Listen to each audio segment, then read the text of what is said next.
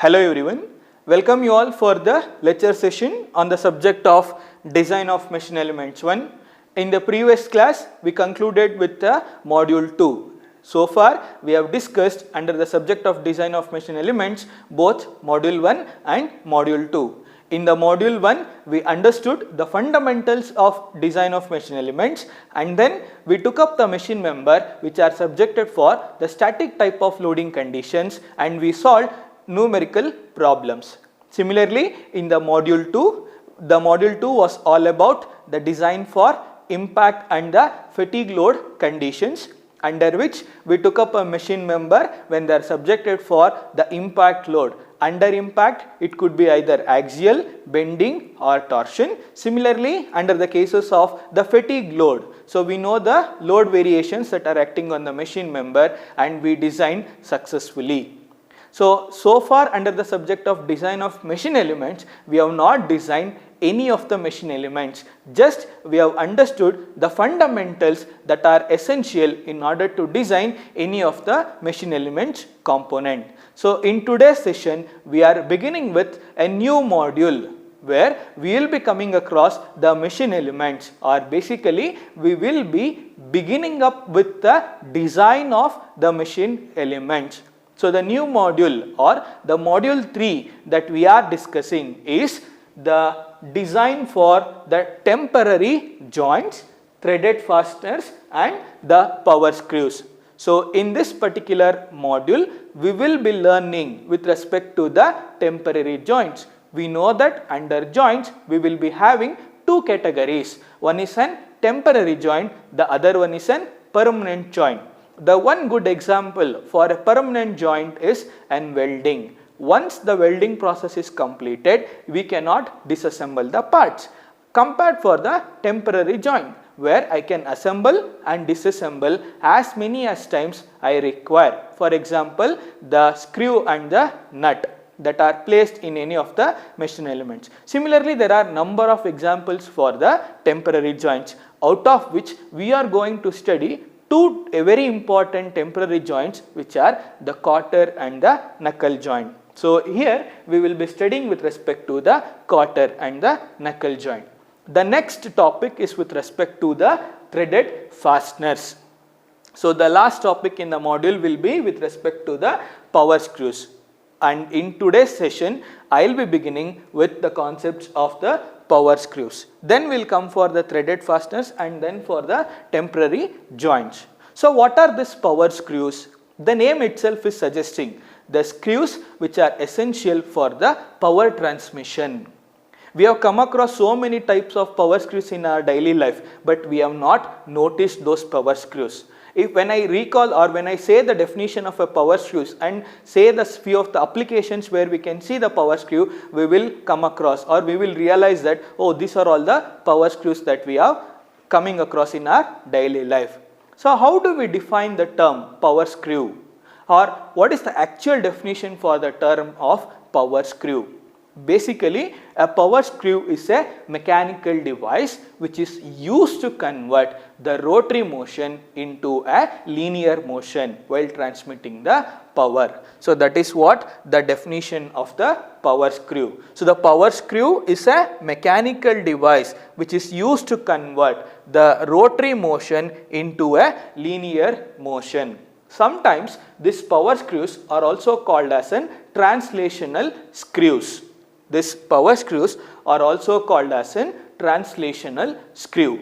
So in the power screws in today's session we will be learning the applications of the power screws, the various thread forms that are formed on the power screws, and the terminology that is associated with respect to the power screw, and a specific derivation where how much amount of torque is required in order to raise or lower the load condition. So now we were familiarized with a term which is called as a power screw. So what is a power screw? It is a mechanical device which is used to convert the rotary motion into an linear motion. Where all the applications I could see a power screw? The predominant application of a power screw is in our screw jacks, where it is used in order to raise the load. So the first application is with respect to raise the load, where a typical example is in our screw jack, which is used in order to lift the car or any vehicles for that matter. We are making use of the screw jack. There the application is from the power screw. The second application is in order to load the specimen. We all have performed the experiment in an universal testing machine, whether it could be either the tension test, the compression test or the bending test. We have loaded the specimen. How that loaded has taken place? With the help of an lead screw that was present in the case of an universal testing machine. The lead screw houses for a fixed jaw and the movable jaw. Whenever the lead screw rotates, the movable jaw starts to move up or the down depending upon the type of the application. So there also we have come across the power screw. The next application where we have seen the power screw is in order to obtain an accurate motion in the machining operations. So whenever we talk about the machining operation, the first machining or the first machine that comes into the picture is a lathe. In the lathe, in order to obtain the accurate motions, that is with the help of a lead screw, in order to perform any operation, and the lead screw is an best example for the power screw. So in order to obtain the accurate motions in the machining operations, we are going to make use of the power screws. And the last application, the most commonly used applications, is to clamp a workpiece, that is with the help of an vise. Whenever we see a vise, for example, it could be a bench vise or the table vise. So there, in order to hold the workpiece, we used to rotate the handle, is it not? So that is an application of the power screw. So these are all the commonly seen applications of the power screws. What are the advantages of power screw? Why we need to make use of the power screw? The first major advantage of the power screw is they are compact in size. They are very small in construction. The design is easy. The production of any of the power screw is very simple, and they can also carry a maximum load with a minimum effort. Nearly a 15 kilonewton of load can be lifted by putting up an effort of about only 400 Newton. So that is what in the case of screw jack, we can lift the entire vehicle just by rotating the hand wheel. So they are compact in construction, they are easy to manufacture, they can take up the load nearly about 15 kilonewton with a small effort of about 400 Newton, and the other major advantage of using a power screw is such that they are noiseless in operation. The maintenance cost is very less when compared to other mechanical devices. What are the disadvantages of power screw then? The power screw has very less efficiency. The power screw offers nearly 40% of its efficiency. And the other major disadvantage is that they are wear. The screw and nut, because of the frictional force, the screw and nut will be undergoing a wear. The replacement of the nut will be taking place again and again. So these are some of the disadvantages with respect to the power screw. So we have understood what is a power screw, the application, the advantage and the disadvantages of an power screw. Coming for the next important topic under the power screw, which is the thread forums that are formed on the screw threads. See, we cannot make use of the V threads because of the frictional force that is acting upon the member. So V thread concept is eliminated. There are the other two forms of the threads that are commonly used are the square thread and the trapezoidal thread. I am not going to discuss in deep with respect to how the threads are formed and all. So just I will be brushing up what are the advantages of using the square thread or what are the disadvantages of using the square thread. Coming for the square threads, we know that the square threads offers a greater advantage when they are used in the power screw, because they can transmit the power in either direction, whether it is in the forward or in the backward direction or upward or the downward. They offer the advantage. The other advantage is that there is no radial pressure that is acting on the nut when we make use of the square thread. So these are the advantage, and the efficiency is also high when compared to other form of threads. What are the disadvantages when we make use of a square thread? The major disadvantage is with respect to the manufacturing of a square thread. In order to manufacture this particular square thread, we are supposed to make use of a single point cutting tool, and the cost is also high. So this is one disadvantage with respect to the square thread. And the other disadvantage is the efficiency of any screw rod will depends upon the root thickness, or the strength of the screw will be depend upon the root thickness, whereas in the case of square thread we have a very small root thickness that causes for breaking when they are acting upon by an maximum load. And the other disadvantage is the wear is more when compared to the other form of a thread forms in the case of square threads. So where we can see the square thread, the square threads are commonly used in the screw jacks, the punching presses. So here all we can see the applications with respect to the square thread. Coming for the next type of thread form, that is the trapezoidal threads that are formed on the screw rods. The sides of the square thread has been given with some amount of angle, and the type of thread form that we have obtained is the trapezoidal thread. The advantages is such that with the help of a multiple point cutting tool, we can easily manufacture the trapezoidal thread, and the other big advantage is the root thickness, which causes for the strength of the screw rod is high compared to that of a square thread. And the wear is also less, and the replacement of the nut can be easy. A split type of nut can be used when we are making use of a trapezoidal threads. So these are all the advantages with respect to the trapezoidal thread. The disadvantage with respect to the trapezoidal thread is such that it is less efficient when compared to that of a square thread. So it is less efficient when it is when we compare that with respect to the square thread. And a little modification with respect to the thread angle, we are going to obtain another type of thread form which is called as an Acme thread, ACME. So the thread angle in the case of Acme thread will be 29 degrees. Everything remains same. The functionality, the advantage, disadvantage, everything will remain same. Only thing that changes is the thread angle, whereas in the case of trapezoidal it is 30 degree, in the case of Acme it is 29 degrees.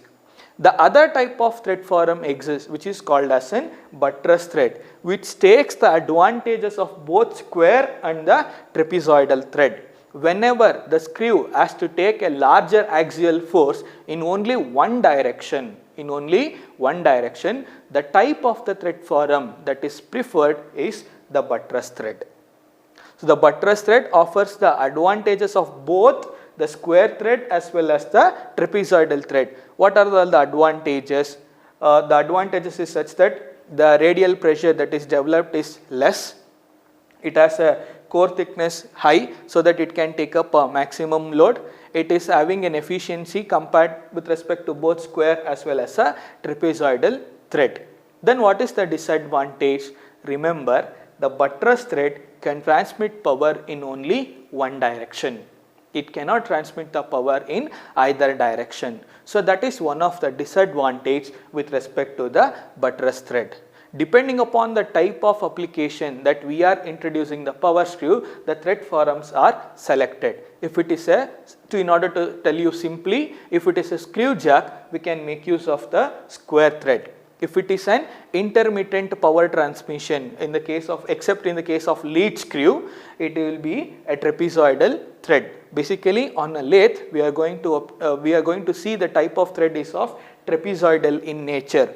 The buttress thread offers the advantages of both square and the trapezoidal, hence they are used in the case of vices, where, as I said, this can transmit power in only one direction. If you recall how the vice is going to work, we are going to clamp the workpiece in between the jaws by applying the force in only one direction.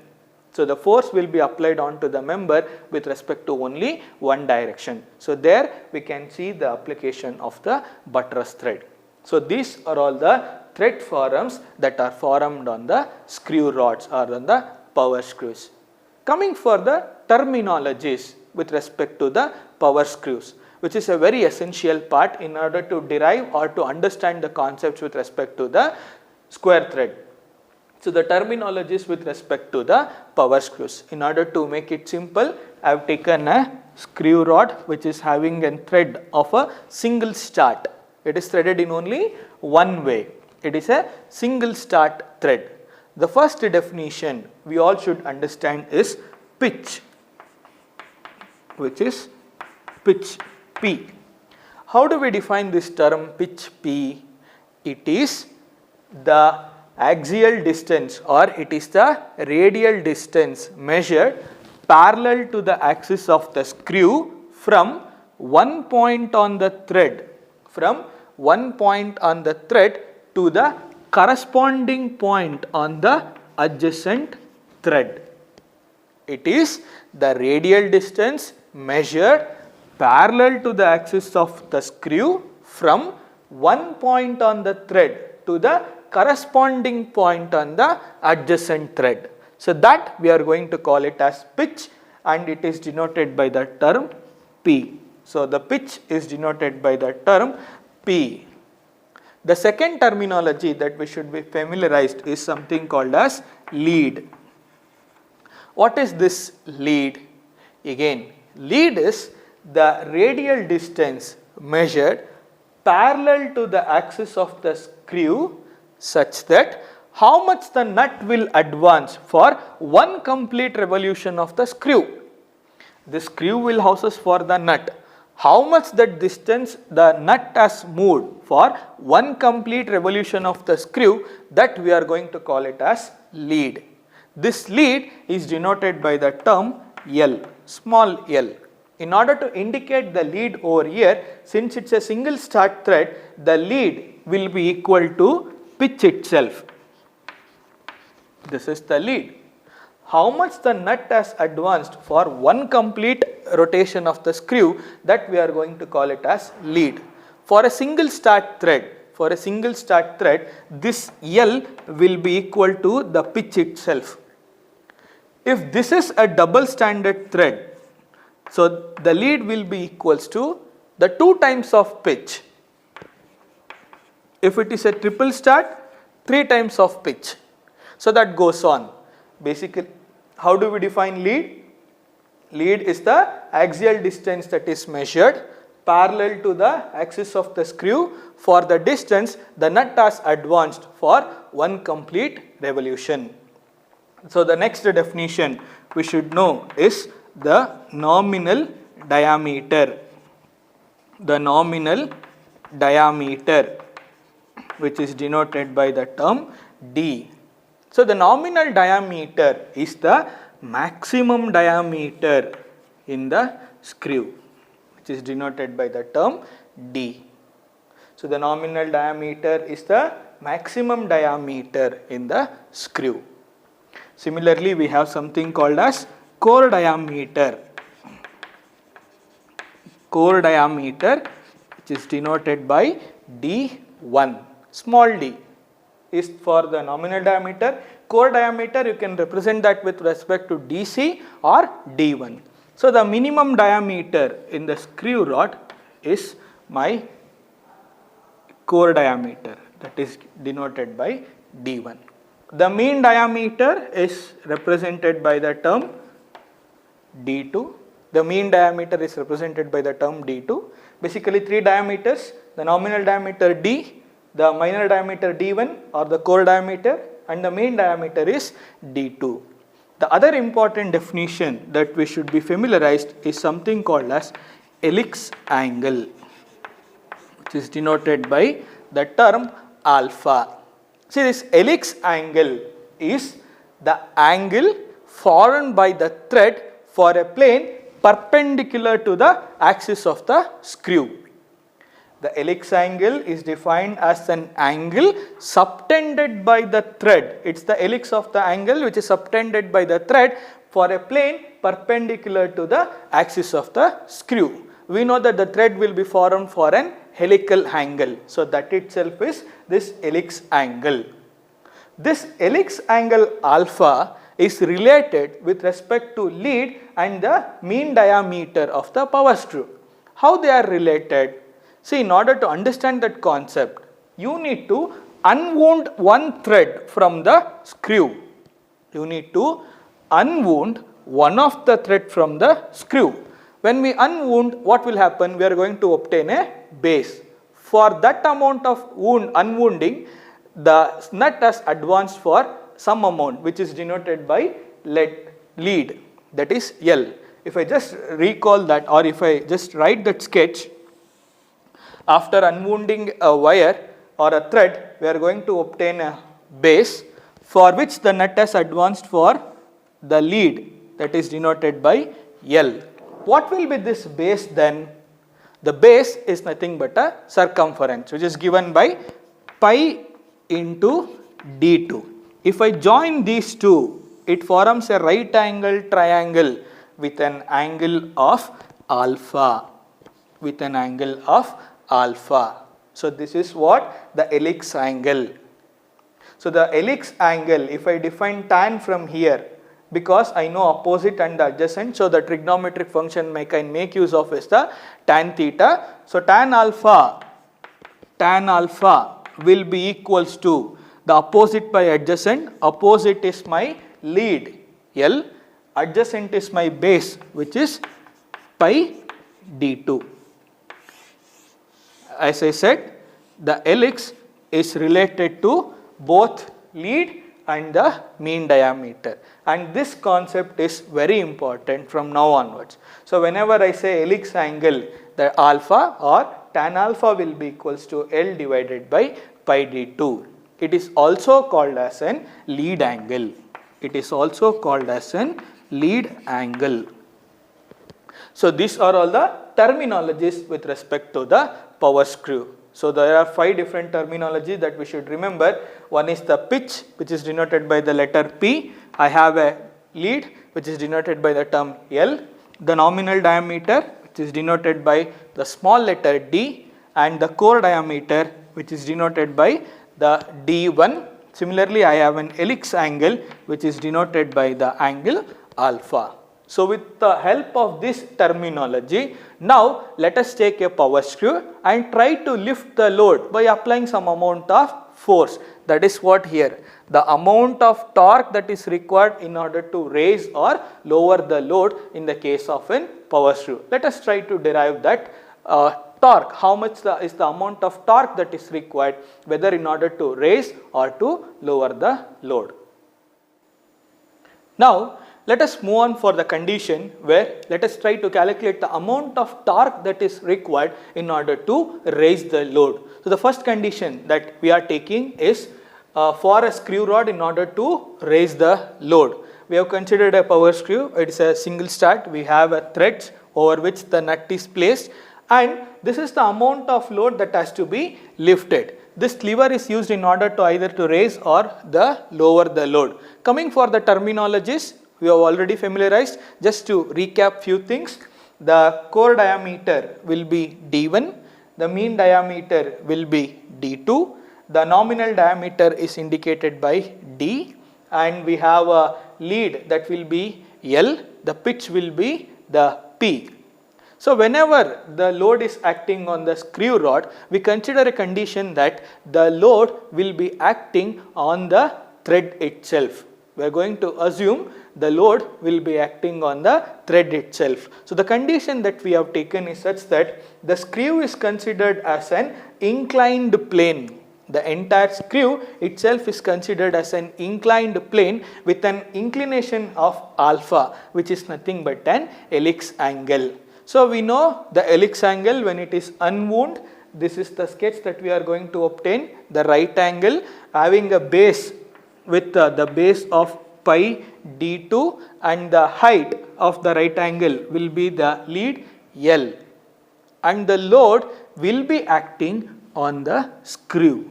The load will be acting on the screw, that is on the thread basically. So how the load will be, that is this load is the W. We generally know that the load W will be acting in the downward direction. So I have taken a screw and here my load W will be acting. There is a reaction force that is developed because of this load. How that will be acting? That will be acting normal to the inclined plane, which is Rn, which is the normal reaction because of this applied load will be acting normal to the inclined plane. Now what I am supposed to do with this load? I am supposed to raise the load. So how do I raise the load? I am supposed to apply some amount of force, is it not? So that force will be an imaginary force here. That force could be applied either in the right direction or in the left direction, and it will be acting perpendicular to the load. If it is applied right side, so it has to overcome the friction and then the load has to get raised. If it is applied left side, the load will be lowered and this will be acting perpendicular to the load. How the frictional force will be acting? See, whenever an object tries to slide over another object, there will be some amount of frictional force. In order to make you understand that concept, here I have taken a sketch. I have a weight which is placed on the rough surface and the weight is generally indicated by W, and there is a normal reaction because of this load which is denoted by Rn. Now I am supposed to move this block over this rough surface. So there is a frictional force. How much is that frictional force? So that we can easily calculate by understanding the sketch. This is the amount of force that I am applying in order to move the block on the rough surface. So whenever this block tries to move, there is a resistance which is offered, which is nothing but an frictional force, that is denoted by the term F. There is a relationship between the normal force and the frictional force with the help of a coefficient of friction mu. It is defined as the ratio of the frictional force to the normal force. So the coefficient of friction mu is generally given by F divided by Rn. How the frictional force will be? The frictional force will be equal to the term coefficient of friction into its normal reaction, that is Rn. And there is another term which is the friction angle phi, which is very important. Now we have the reaction force and the force of friction. There is a resultant force in between these two. Let us consider it as S, and this S is inclined at an angle of phi. This phi is called as a frictional angle. So I can define this frictional angle because I know the adjacent side and the opposite side with the help of a tan function. So the tan phi will be equals to F divided by Rn, which is nothing but what? This F by Rn is the coefficient of friction. So the mu, the coefficient of friction in terms of friction angle, is given by tan phi. So mu will be equals to tan phi. Frictional force will be equal to mu into Rn. Now applying the same concept here, this weight has to overcome the load and then it has to overcome the frictional force and then it has to get raised. How much will be the frictional force? We know that the frictional force value is mu into Rn. How the frictional force will be acting? The frictional force will be acting in the opposite direction to the block movement. So this is mu Rn. So basically the four forces that are acting on the screw is, the first is the weight itself. The weight will be acting in the downward direction. The second is the reaction force, which is acting normal to the inclined surface. Then there is an applied force which is acting in the right direction. Then we have a frictional force that is acting in the downward direction.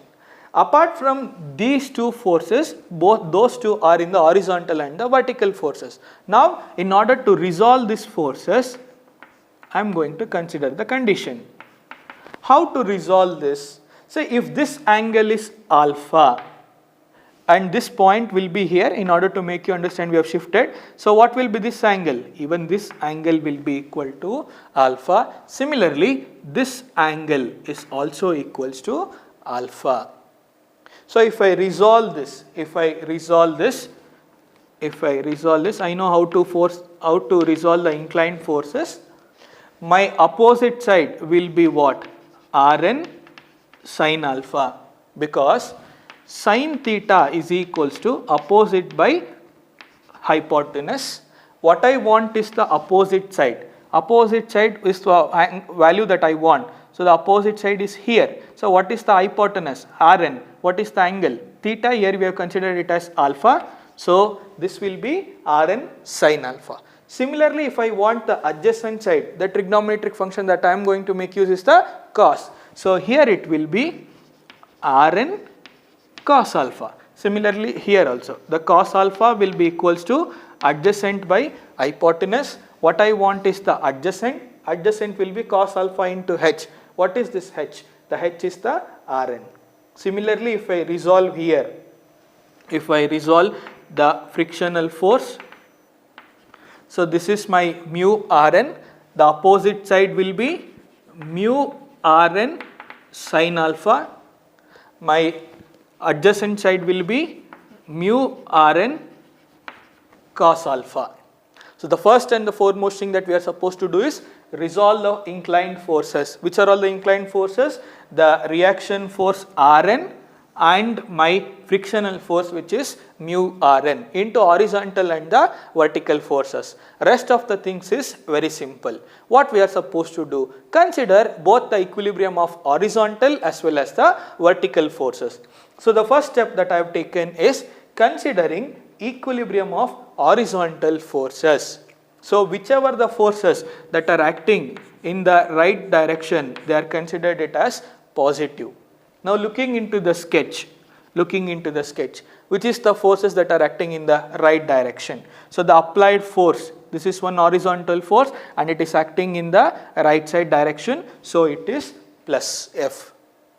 What is the other horizontal force? I have mu Rn cos alpha. How mu Rn cos alpha is acting? It is acting in the opposite direction, that is towards the left hand. So it is negative, minus mu Rn cos alpha. What is the other horizontal force on the condition? It is Rn sin alpha. Again, this also acting in the leftward direction. So it is minus Rn sin alpha. And sum of all the horizontal forces should be equal to 0. That is what we have written here. So just replacing the term by keeping f in the left hand side, we are going to obtain plus f is equals to, shifting both the negative towards the right, we are going to obtain the positive. So f is equals to mu Rn cos alpha plus Rn sin alpha. Call the condition to be of equation A. Similarly, considering equilibrium of vertical forces and the forces which are acting in the downward direction are taken as positive. So which are all the forces that are acting in the downward direction? The weight itself is acting in the downward direction. So W in the plus. Similarly, I have other horizontal force which is Rn cos alpha, which is acting in the upward direction. So upward direction is taken as negative. So minus Rn cos alpha. And the other vertical force that is acting is the mu Rn sin alpha. How it is acting? It is acting in the downward direction. So it is plus mu Rn sin alpha. So these three are the vertical forces that are acting, which are W, mu Rn sin alpha and Rn cos alpha. So the general equation is W plus mu Rn sin alpha minus Rn cos alpha should be equal to 0. Now keeping W on the LHS and shifting all other values towards the right. So W is equals to, this will become plus because minus changing over. So Rn cos alpha and this will become minus. So minus mu Rn sin alpha. For both the horizontal and the vertical forces, call the equations to be of A and B.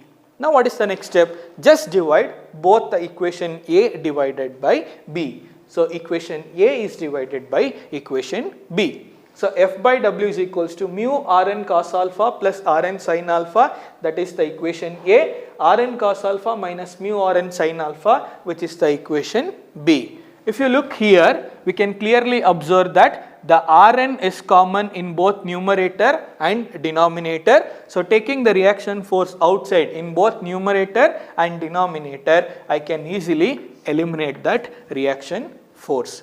So we are left out with mu cos alpha plus sin alpha, cos alpha minus mu sin alpha in the right hand side. So what I am going to do is I am going to divide in the RHS both numerator and denominator by a term called as cos alpha. So both numerator and denominator are denoted by the term cos alpha. So what will happen now? So F by W is equals to mu into cos alpha divided by cos alpha plus sin alpha by cos alpha. Similarly here, cos alpha by cos alpha minus mu sin alpha by cos alpha. Even if I remove the cos alpha, it will come back again for the same. So I am dividing both numerator as well as denominator by the cos alpha function. So what will happen?